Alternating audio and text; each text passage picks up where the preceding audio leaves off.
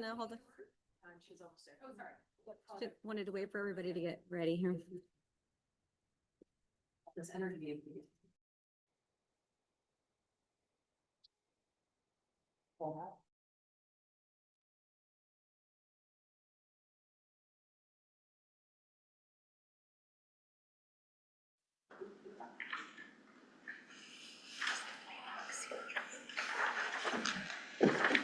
Okay, we're ready.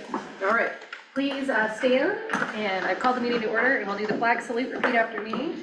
I pledge allegiance to the flag of the United States of America and to the republic for which it stands, one nation, under God, indivisible, with liberty and justice for all. Okay, roll call. Johnson. Here. Klein. Here. Harrison. Here. Krim is absent. Dale Montani. Here. Great pronunciation, Barb. And Mike Wood. All right, I will entertain a motion to approve the agenda. Move to approve. I'll second. All in favor? Aye. Do we have any public input? Lori, is there anything you want to? All right. Hi, Lori. Hi, everybody. We will move on to number 8 for fiscal. Stephanie.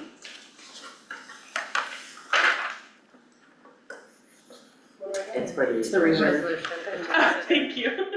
It doesn't have your name on it, but I figured, is there anything you want to say? Yeah, this is a resolution to establish an economic uncertainties reserve for the PCOE. This just allows us to ensure that we're making a conscious point to put a percentage aside for our reserves as a county office, not only to support our own, since there's no backup to county offices being in fiscal trouble, but also for the potential to support our district if ever needed. So to establish a minimum reserve amount in a Fund 17. And what is it currently? 0, we don't have one.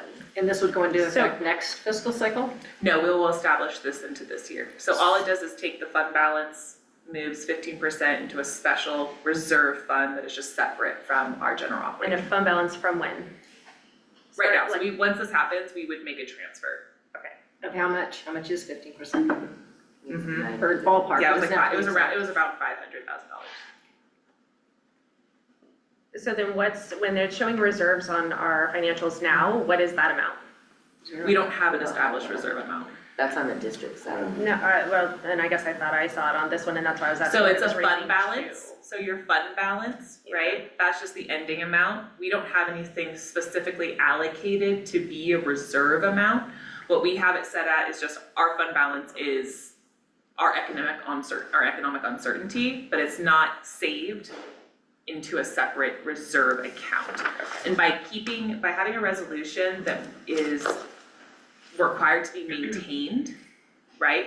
If all of a sudden we have a larger fund balance, we are required to keep that 15%. So it'll just keep on adjusting with us as we need it to ensure that support, if ever needed, for the district or the county. So this is net profit that was available before? Yep. We're just really changing the name or like putting it in a savings account? Yep, we're putting it in a savings account, exactly. So it doesn't change any programs that are currently?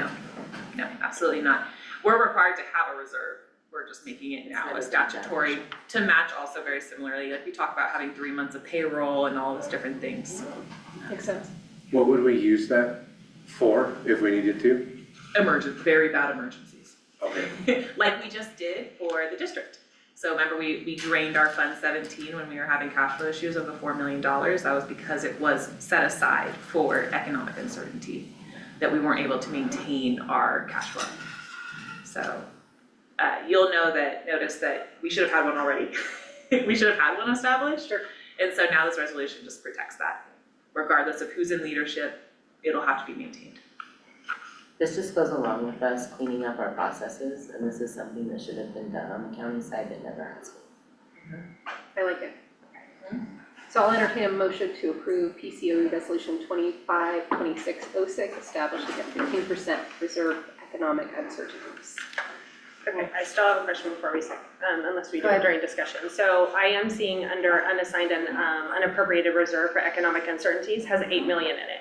Yeah, that's just our full fund balance. Does that make sense? So we don't have Okay. any of our fund balance assigned. So what we're doing is we're taking it and moving it actually to a reserve fund. Okay, and then there's an amount underneath that that shows 400,000. That's restricted, so it can't be for Okay, it's right now listed under unrestricted and in the, and cause that's why I'm questioning because I'm getting a little confused on from what, cause I went, oh, what is our balance now? Or, what is our, Are you looking for first percentage? interim? I am. And I can tell you what page, I'm on page 13. And so I thought maybe I'm misunderstanding this. 13 of Form 1. That's one document of 107 pages. Oh, the whole document. There's only one attachment. Yes, sorry, I have them separated out. Gotcha, so yeah, it's your FIST interim narrative. Yeah, that you so, have yeah, on page 13. So, okay, I have the Form 1, let me open up the whole Sorry. document, that's all right. Oh, but I see Form 1 over in the corner there, yeah. Yeah, so at Form 1, it's all the same information, so Form 1, I wish I could walk up and, No, it's so okay. in Form 1, if you look at, first unrestricted, because it's separate, Form 1's always separated out into unrestricted, restricted, and then combined. Okay, So if you look at Form 1, on the page 2 of Form 1, okay, you can see on the projected year totals, which is the first interim, that's what first interim is, that column D.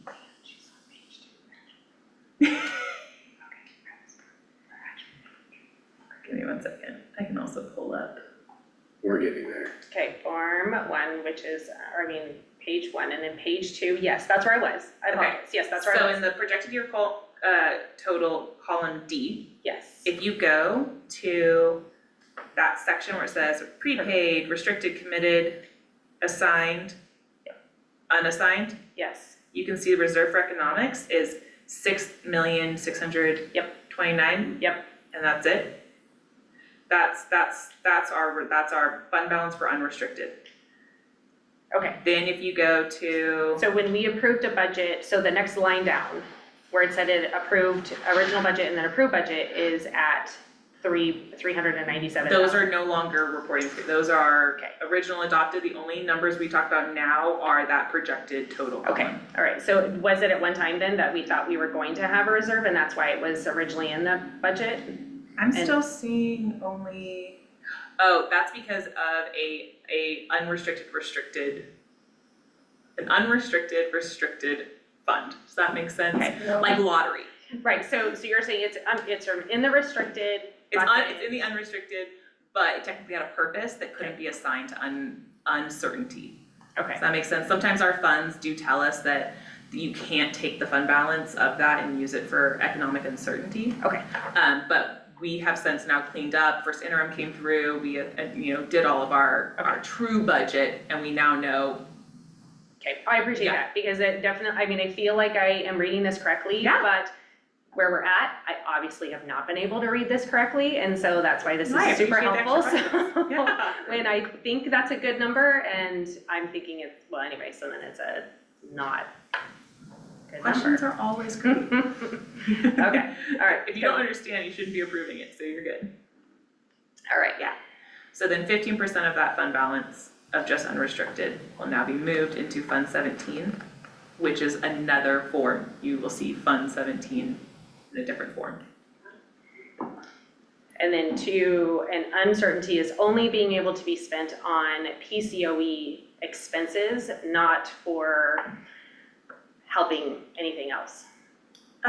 No, the county office has a right to use your fund balance however you choose to use your fund balance. Okay. Yeah. The district can always request a loan from us if we have a high enough cash reserve. Okay, and we can pull from that to help with that. It's a very formal Yeah. process. Okay. But yes, it's not like the district that can borrow from its own funds, or we can borrow from our own funds, that's super easy. Borrowing from two different entities would have to be an actual application process. Okay. That would be accepted by, Should be. And this resolution does not restrict that. oh no, Perfect. if anything, it protects it. So. The first was where? I already forgot. Need a motion? We need a motion. Oh. I asked for a motion. Gotcha, sorry, That's okay. Jolene. Inclined to make the Yeah, because I interrupted you. Inclined. Oh, no worries. You're not. Sure, I'll move to approve PCOE resolution 2526-06. Is there a second? I second it. Any further discussion? Or we do a roll call? Absolutely. Klein, Aye. Johnson, Aye. Harrison, Aye. De La Montagne. Aye. All right. Andrea White, will you please tell us about the Williams quarterly report? We had no complaints filed during this time. Fabulous, moving on. For information only, the PCOE service contracts, the PCO personnel items, and the PCO check register. I know there doesn't require any formal approval, but was there any discussion that needed to be discussed? My question is the 32,000 and The why? FICMAT. So we're paying them and then are they the one collecting the interest as well? So FICMAT collects the No. interest or who gets the interest on On our what's, loan, yeah, oh, that's CDE. CD? Yeah, Okay. CDE is, it's an advance, and it's not a loan, it's an advanced apportionment of our principal apportionment. Okay, I wanna make sure I, also understand. ICMAT does not, they are just a requirement of being in state receivership. Okay, so I'm finding it interesting that we're paying a county for it, so FICMAT is not its own entity? No, they're because, under- Okay. and that's because of how they were established under statutory. So when they were established by the state of California, they had to be housed under a county office of education. And then we have a breakdown of what we're getting for the 32,000? That was, we specifically have that contract under fiscal support during trying to register all of our ARs, our Okay. back-end accounting, balance sheet support, and things like that, project-based support, Perfect. Thank you. because I am only one person.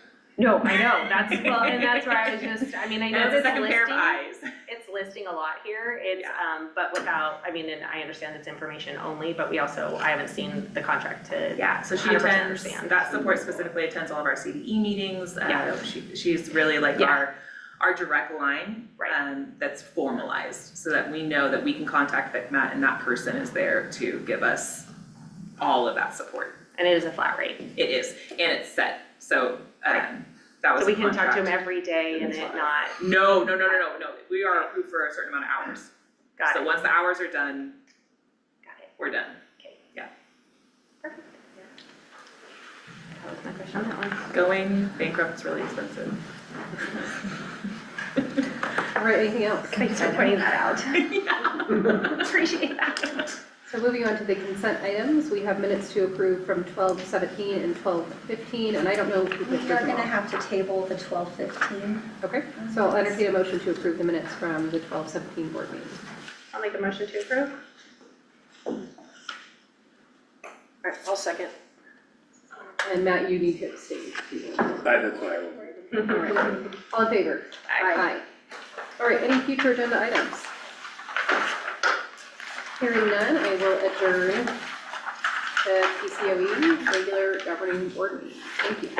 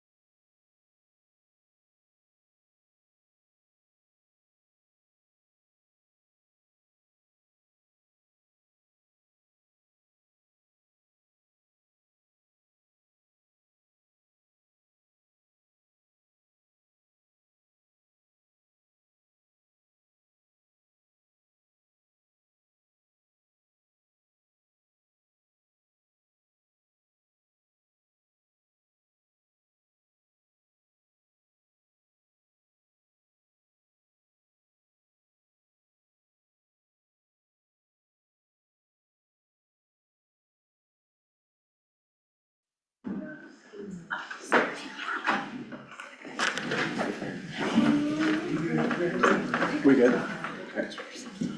Good evening. Welcome to the PUSD regular board meeting. We will call it to order now at about 5:01. And please join me for the flag salute. Ready, salute. I pledge allegiance to the flag of the United States of America and to the republic for which it stands, one nation, under God, indivisible, with liberty and justice for all. County Administrator Richard Demarney, Here. PCOE Superintendent Andrea White. Present. Okay, and approval of the PUSD agenda. It's an action item, and I approve the agenda as written. Next, we have Educational Partners Update. Our County Superintendent, Andrea White. Hello, good evening. Just to update everyone on things that have been happening in our district over the past month since our last board meeting. Over the past week, our second round of community meetings were held across the district to share information about the fiscal stabilization plan and the district's financial outlook. Each meeting allowed opportunities for questions and feedback. Feedback from each meeting is being documented and will be considered as the district continues to refine and implement the fiscal stabilization plan. The FCMAT comprehensive review, which we had started last summer with FCMAT, if you recall, is now complete and has been published on FCMAT's website. We will also have the report available on our website by the end of the week, and it will be under the Fiscal Updates tab. This comprehensive review outlines the 5 key areas in which the district remains responsible for making improvements in during this time.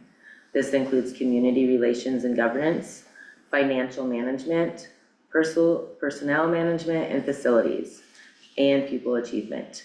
The report serves as an important guide for identifying areas of growth and directing improvement efforts across the district.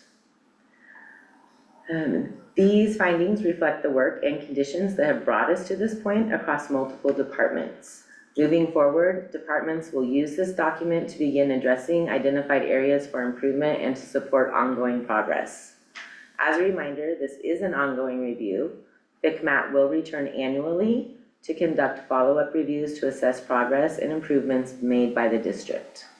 An updated report will be issued each year to reflect the work. This year, FCMAT will begin their next set of reflections and addressing those 5 standards in May instead of August. Detailed schedules for this process will be shared later this spring. FCMAT will be at our February 11th board meeting to share a presentation in regards to the FCMAT comprehensive review. Remember that updates for FCMAT can always be found on our website. We do update it with new information from FCMAT as it happens. All of this information I am sharing can be found on our website under fiscal updates. Under the fiscal updates, we've also shared the parent and community surveys that we've conducted, as well as the student survey that we had in December. We were very excited to see we had 429 students respond to that survey. Just as a reminder, this is a board meeting held in public. Public comment is your opportunity to share your views on agenda items. Under the Brown Act, board members or the board may not engage in dialogue with the public during this time. If you ask a question, we cannot respond during public comment. The board may address your question during the board discussion if they choose. If your question is not answered, please email your question after the meeting so we can provide a full response. Also, feel free to reach out to our office when the agenda is posted to get clarification before the meeting. Thank you. Thank you. Next, we have a presentation. So we have a presentation by Quincy Elementary School, and I will introduce Jennifer Shield, the principal, and take it away. That's probably, they'll probably see you pretty good that way. Good evening, I'm Jennifer Shield, I'm the principal at Pioneer, Quincy Elementary School, Pioneer Campus. I just want to share briefly before I hand it over that our theme for this year is Cougars on the Climb, and just representing that our Young learners are on a journey, on a trail, going upwards and improving every day towards success.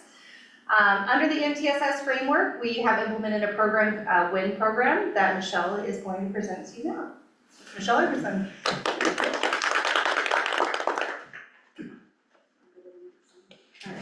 So the WIN time is a protected block of instructional time for students to get targeted instruction, so it's what they need. So we have it set aside for 30 minutes for 3 times a week. And its purpose is it provides equity and differentiation, so it ensures that students receive instruction that's aligned to their current needs. And the instructional model for it is a small group instruction, so it's targeted at small groups that have the same skill set and skill need as much as possible. And it gives the teacher and the students time to work on specific foundational reading skills. And it is with data-informed grouping. So teachers use multiple data sources to form responsive and accurate instructional groups. So we use the iReady test, that's a district-wide assessment, along with in-class assessments, and then teacher observations. So with all 3 of those things in mind, we're able to come up with some small groups. Our structure is for grades 1st and 2nd. We meet Tuesdays through Thursdays for 30 minutes at a time. And we're excited because we're going to be able to add kindergarten to this mix soon. So in 2 weeks, I think? Yeah, 2 weeks, we're gonna have instruction for 30 minutes a day, Tuesday, Wednesday, and Thursday for our kindergarten group also. So I'm excited about that addition. All right, so when time grouping is flexible, so we're always monitoring what's happening. We're reviewing the data always, and we're adjusting our instruction to meet the needs of the students on a regular basis. So recently, we just finished our first 6-week session. So we got together as teachers and we looked at the second round of the iReady data. And along with that, with teacher observation and teacher assessments, we looked at our groups and we did a lot of shuffling and regrouped them into new groups. We'll be starting our next session we're going to do for 8 weeks? 6 weeks. 6 weeks. 6 weeks for our next one. So our first session, go ahead and switch the slide. Oh no, you're right. Huh. Our first session, we focused on phonics. We were using a lot of the UFly materials that we just adopted recently in the district. As a whole, our staff decided that they're getting the UFly. They need something more. It can't just be phonics. You have to connect it to real literature and real text. So this round, we're going to look at adding vocabulary and comprehension into our instruction, as well as, making it a little more enrichment, not just targeted intervention. We want to enrich their education also, so we're going to tie what they're learning with the phonics, along with some great literature, nonfiction books, and focus on vocabulary and comprehension. All right, so When Time strengthens our MTSS framework by embedding the targeted intervention within the daily schedule. So our goal is for it to help prevent the widening of learning gaps. So we see gaps in learning, we want to shorten those gaps. All right, so When Time, for us, it's aligning our instruction to the students' needs. And we're able to do it with our current staffing. So we're using all the staff we have during that time, so it maximizes everybody we have on campus to be able to give our students what we feel is the targeted, what they need, what I need instruction. And I'm excited as I'm just a literacy person and love to teach kids how to read. And I'm excited that we're adding in the vocabulary comprehension and giving them just a well-rounded something to grasp onto. And this is it. Thank you, Michelle. And I do want to give a shout out to Michelle, because she has been working after hours to take the data that we've had, the more recent data that we've had, and look at it and really help form some groups and then bring it to our PLC on Friday to maximize their time with our staff so that they were able to look at what was there and then give input, and it was a very productive time that we can really move forward with our focus. So shout out for the extra time that Michelle has spent on that, so thank you. Thank you. Yeah. Great. Wow, that's the good stuff right there. Thank you very much. Much appreciated. Do we have public comment on number 9?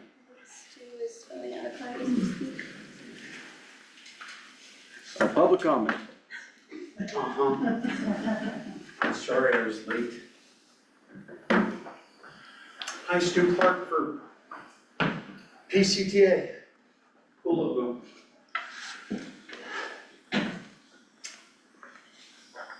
We have an amazing opportunity. And it will set the tone for everything that follows. At the end of this month, we have been both contractually, but I think generously invited to a meeting that none of us want to have. First of all, I want you to know, we know that. You're good people. We know that.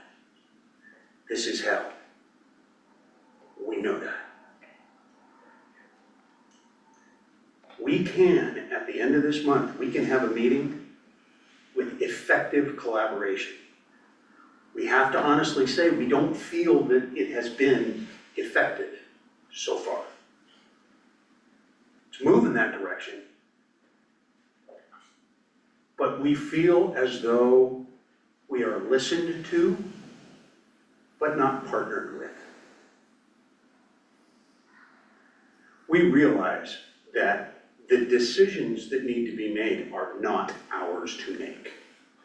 They are yours. In a way, thank God. I feel for you. We feel for you.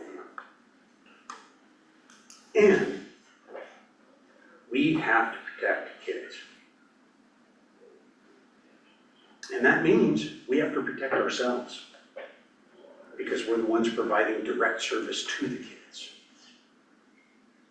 Hard things are going to have to be done. Difficult and painful things. We acknowledge that.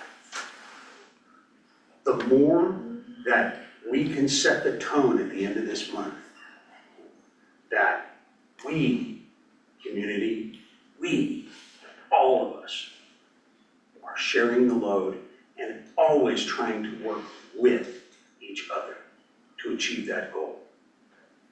We can demonstrate that. I'm a SPED teacher. Give me data. Give me things I can prove. We can build from that. Or not. And I gotta say, and that's really why I'm here, this is one of those either or moments in life. One experience leads down one road. One leads down another. We all read the news, there are a bunch of people going down this road. It's an increasing number in this state, and it's gonna continue. We don't wanna be them. Tell me, we do not wanna be them. We wanna set the path for everybody. So on the 27th, we are looking forward to it. Let's make it happen. Thank you. Thank you, Stu. Item number 10, staff reports. We have PUSD personnel transactions and Jennifer Nesbitt. Yes, we are seeking approval of the HR agenda as presented. Okay, and we'll do that as a separate action item. So that first part. That's in the packet. And is there any public comment on the first item? Personnel. If there's no comment, I have no comment, and I approve the personnel transactions, the first part of that. And item B is also an action item, revised declaration of need for fully qualified educators. Yes, so we're seeking approval for a revised declaration of need for 25-26 school year. Because those numbers change? Yes, throughout so, yes, the State of California Commission on Teaching Credential requires that we submit an annual declaration. That has changed.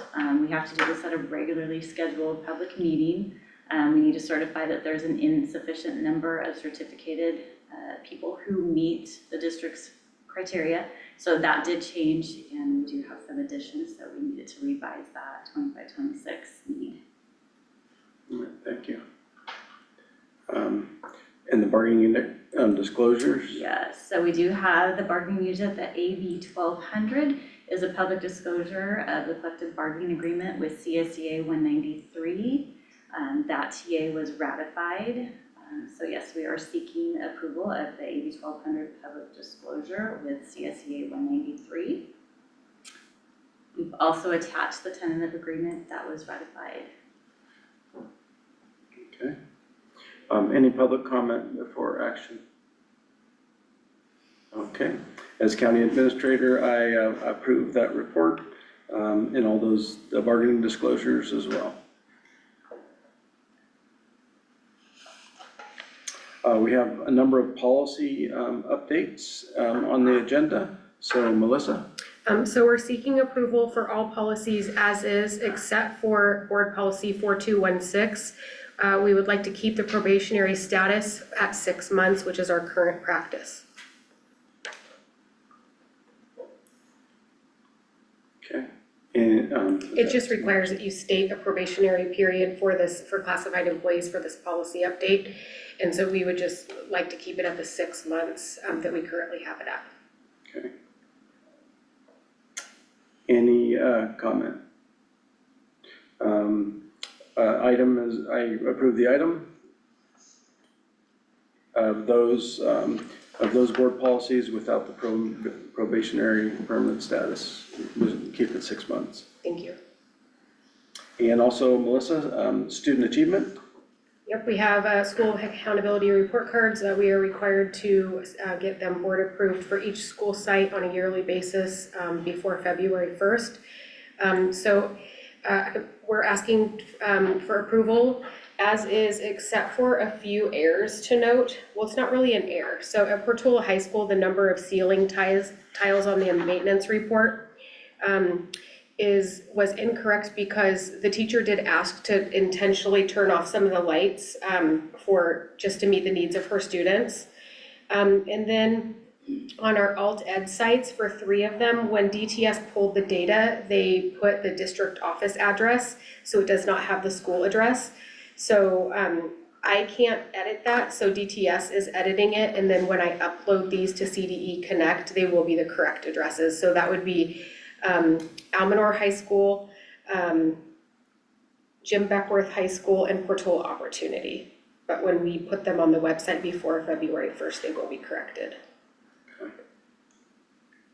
And this is an action item? This is an action. Okay. The school accountability report. Yeah, so just, you're seeking approval as is with the edits. Okay. We are. Okay. Any public comment on this item? Okay. Approval of the school accountability report cards as explained there.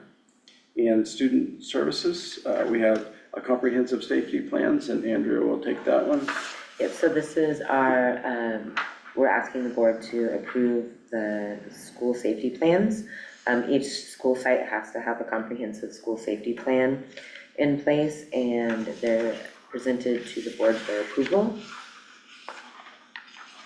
Okay, and those are all in your packet. So any public comment on comprehensive school safety plans? Yes? Just looking for the Chester High School to be updated, because staff are incorrect on it. The staff are incorrect on the school safety plan? The staff has changed since, I'm sure this was originally created at the beginning of the year. It's still showing Kevin Cooper as principal, I'll let Megan know, that should have been changed. Okay. or maybe just the wrong document made it in the I'll document. double check. Thank you. Okay, thank you for that. We will approve with amendment of the Chester High School piece there.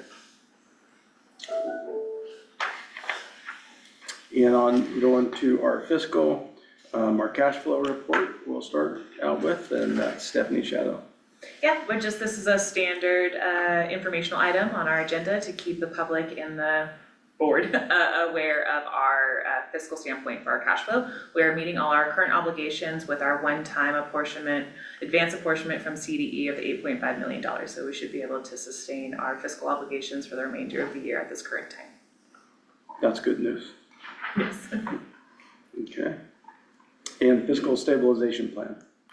Yes, this document has been made public for a few weeks now. We've been holding secondary community meetings to review this document. This is in draft format, and the final document will be provided at the February board meeting.